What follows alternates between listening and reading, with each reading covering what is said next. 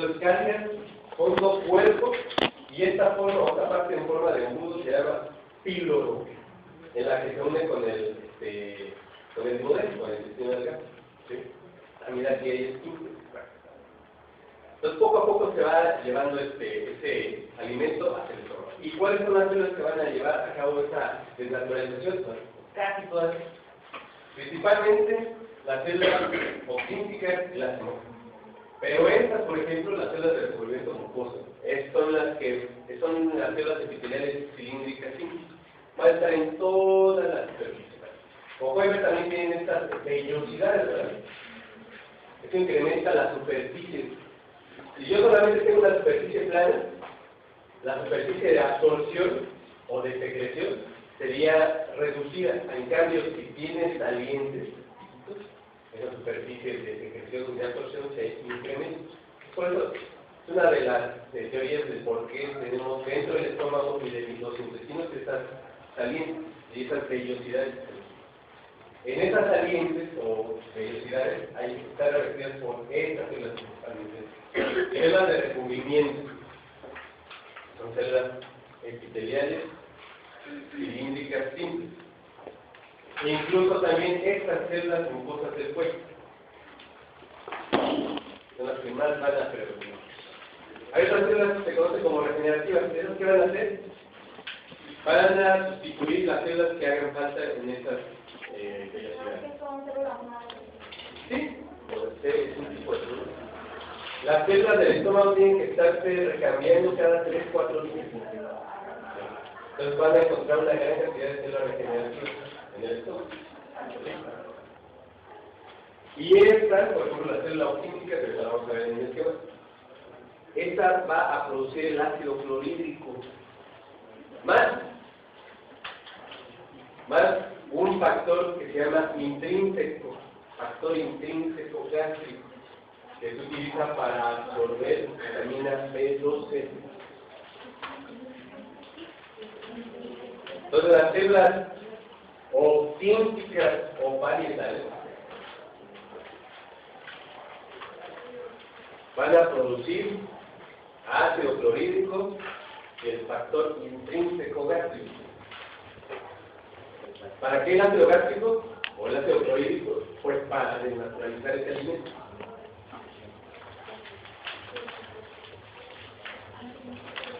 Gracias a estas células mucosas no se producen agujeros en el estómago.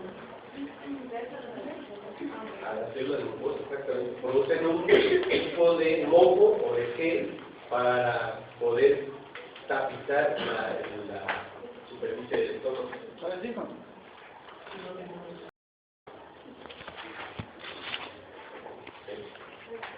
Y las células timógenas van a producir otros factores, por ejemplo, lipasos, que también son enzimas para degradar los ácidos grasos, pepsinógenos y reninas, lipasa gástrica, pepsinógenos.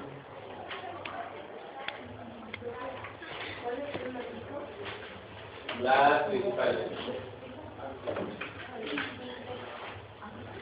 Y el resto tiene propiedades de ser como tipo de glándulas el ácido del sistema, de algo parecido a una glándula neuroendocrina, con propiedades parácrinas.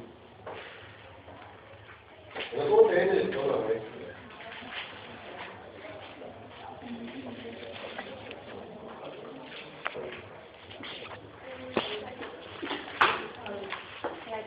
Aquí se encuentran las células de recubrimiento y las mucosas, principalmente.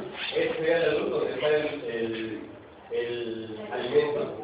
En la lámina propia, aquí está la mucosa, en la lámina propia va a estar las glándulas de este órgano y las células principales o simógenas.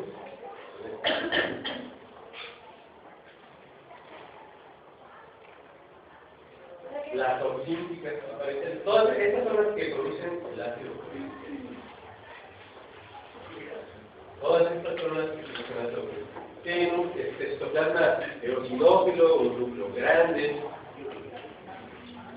en comparación con las células principales, que son más bien una gran cantidad de vesículas. Esto va a venir en el examen y esto va a venir. La imagen de este lado, la B, es de la lámina propia. La B. ¿La B o la B? No. La doble imagen es de la lámina propia. Sí, exactamente. Y esta es la musculación. Y ahí es donde se encuentran también las células que acabamos de ver. Sí, exactamente. Entonces, por ejemplo, si una persona ya no secreta el factor intrínseco, ya no va a poder obtener de los alimentos la vitamina B12. Y lo que ocasiona después de mucho tiempo es que hay una gran cantidad de vitamina B12 en el hígado. Se va a ir utilizando, pero si no se absorbe, se van a quedar sin reservas de vitamina B12 el paciente o la persona va a tener anemia perniciosa y en la boca se ven zonas rojas y le arde el paciente. Y puede ser, de hecho, incluso el primer signo de una anemia perniciosa. A través de píloro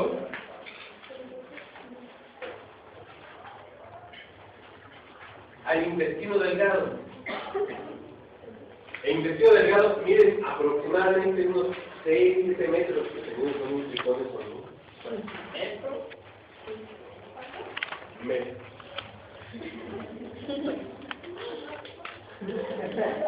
Ya es una...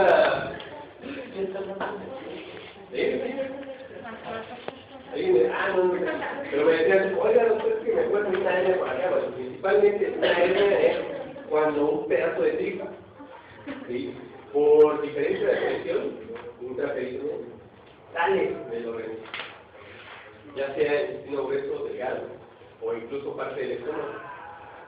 Hay hernias en las ingles, por ejemplo, en el ombligo, o aquí la hernia yatal del estómago, que te imaginas dentro por el diafragma hacia el intestino.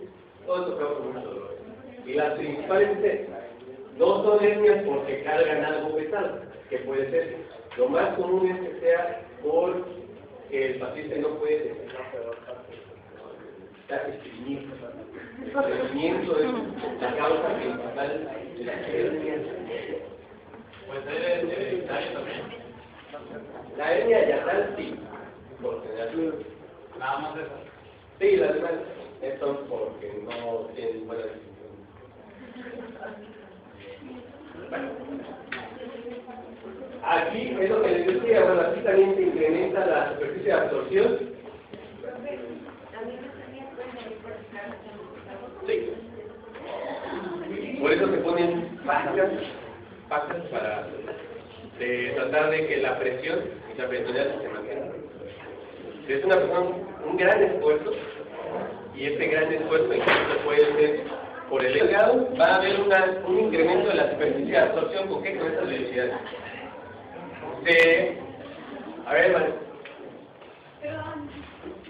Se incrementa aproximadamente hasta 200 metros cuadrados la superficie, de 7 metros hasta 200 metros cuadrados la superficie de absorción gracias a estas velocidades.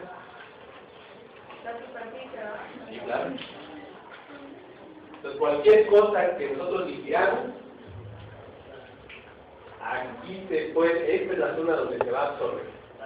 El intestino delgado tiene 3%, la base tiene el duodeno, que está en contacto con el estómago, con el píloro. Después el velludo y el ilio, que es la parte más larga y que está en contacto con el intestino grueso. Entonces tiene más o menos las mismas características, ¿sí? Estas vellosidades, criptas, que son glándulas también, donde se va a secretar ciertas sustancias.